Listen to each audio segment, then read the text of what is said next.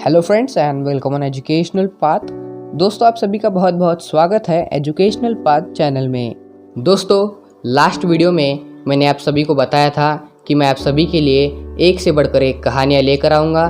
तो दोस्तों, आज फाइनली हमारी पहली कहानी रेडी है। तो दोस्तों, चलिए हमारी पहली कहानी को शुरू करते हैं। आज की हमारी पहली कहानी उस व्यक्ति की है जिन्होंने केवल 10वीं कक्षा तक की पढ़ाई की है और सफलता ऐसी पाई है कि आज वो 2000 करोड़ की आईटी कंपनी के मालिक है। तो चलिए इस रोचक कहानी को हम आगे बढ़ाते हैं।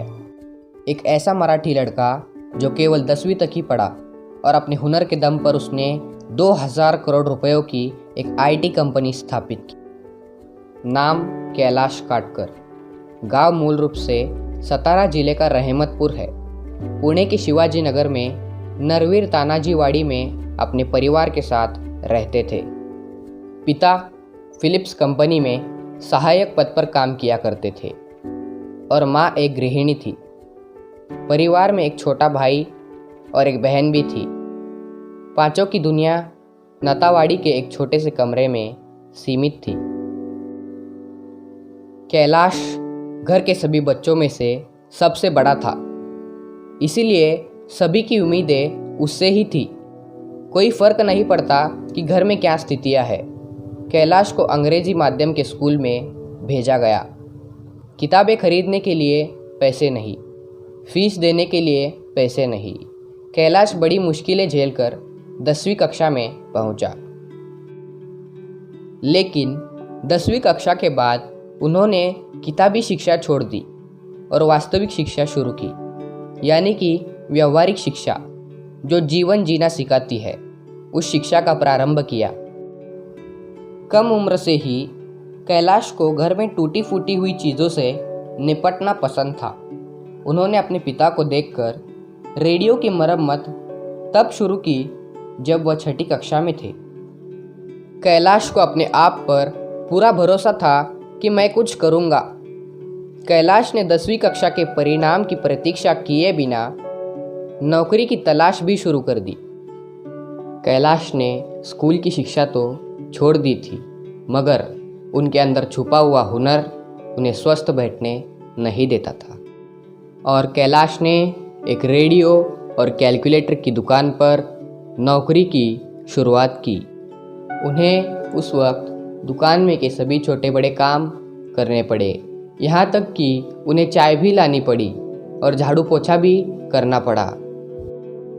अपनी मेहनती वृत्ति और काम की लगन ने उन्हें साथ दिया। कैलाश ने उस दुकान में कैलकुलेटर की मरम्मत करना सीखा।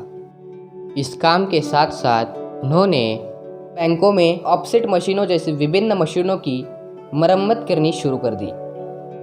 लेकिन क्या मेहनती आदमी अपने हुनर पर शांत रहेगा? जैसे कि कैलाश ने अपनी नौकरी छोड़ दी और मंगलवार पेट में अपनी खुद की मरम्मत की दुकान शुरू कर दी। कैलाश ने अपने साथ एक अच्छी लगन वाला लड़का भी रखा। कैलाश पूरे दिन अलग अलग मशीनों के साथ जूझता रहा। पैसे बहुत आने लगे। एक दिन कैलाश ने बैंक में एक नई मशीन देखी। उसने पूछा तो किसी ने कहा, इसे कंप्यूटर कहा जाता है। आने वाला युग कंप्यूटर का ही होगा। कैलाश ने सोचा, अगर आने वाला युग कंप्यूटर का है तो हमें सीखना होगा। लेकिन यह भी सवाल था कि कहाँ से सीखना है। 90 के दशक का वो दौर था। कंप्यूटर ने हाल ही में भारत में प्रवेश किया था। लेफ्ट राइट संगठन आपस में लड़ रहे थे ताकि कंप्यूटर आने के साथ उनकी नौकरियां खत्म हो जाए। कंप्यूटर बेहद महंगे थे और केवल बड़े संगठनों में ही दिखाई देते थे।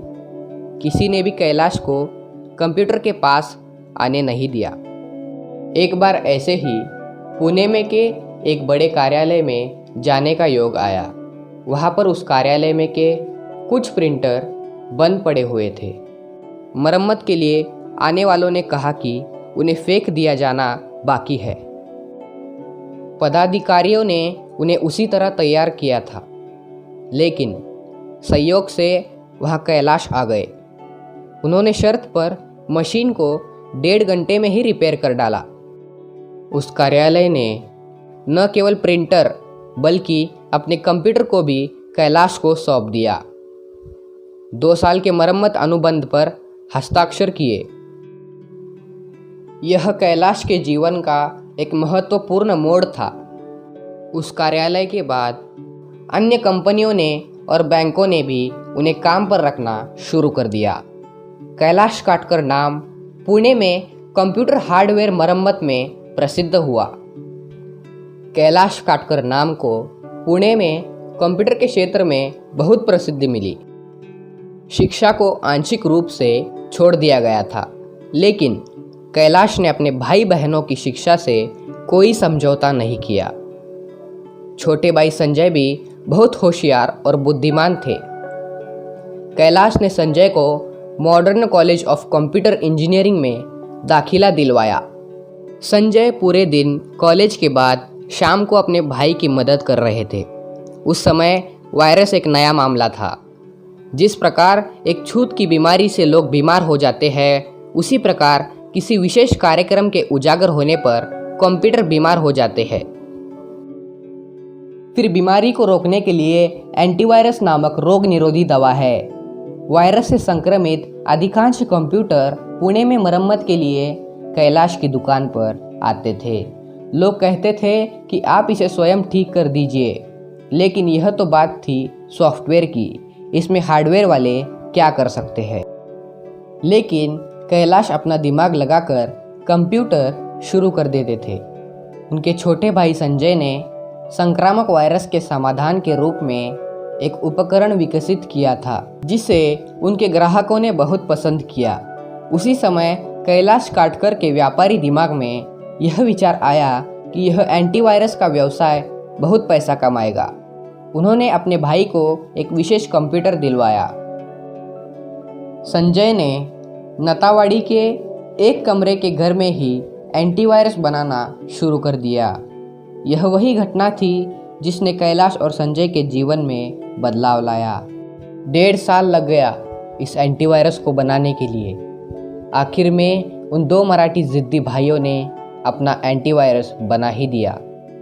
उस एंटीवायरस को नाम दिया गया क्विक हील।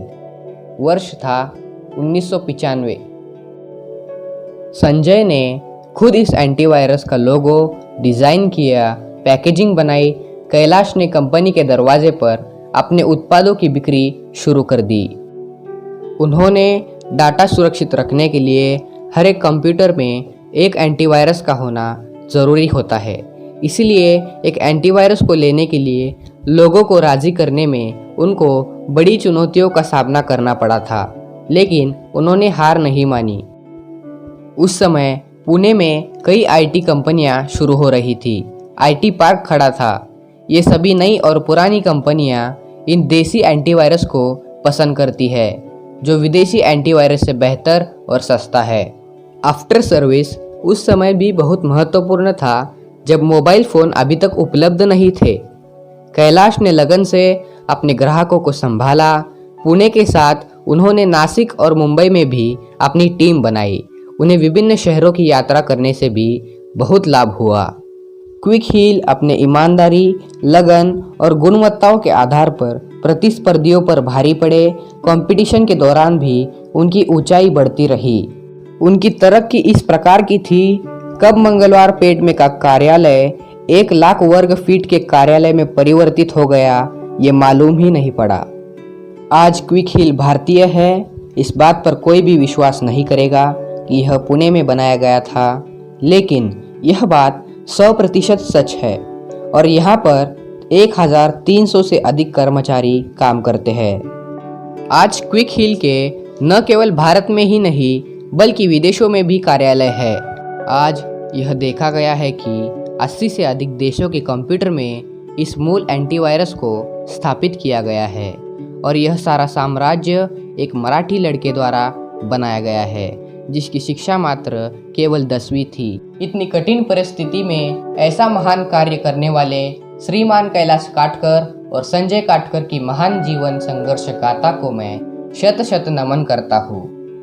और भारत के सभी युवाओं को मैं निवेदन करता हूँ कि इनके कार्य से प्रेरणा ले और खुद सफल बने और भारत को भी सफल बनाए।